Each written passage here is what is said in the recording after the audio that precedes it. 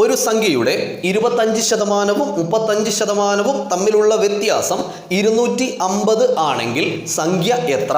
ഒരു സംഖ്യയുടെ 25% 35% തമ്മിലുള്ള വ്യത്യാസം എന്ന് പറയുമ്പോൾ 35% മൈനസ് 25% എഴുതാം. അതിന്റെ വില തന്നിട്ടുണ്ട് ഈക്വൽ ടു എത്രയാണ്? 250. ആ വ്യത്യാസത്തിന് തുല്യമായ വില എത്രയാണ്? 250. 35%ത്തിൽ നിന്ന് 25% കുറച്ചാൽ എത്രയാ?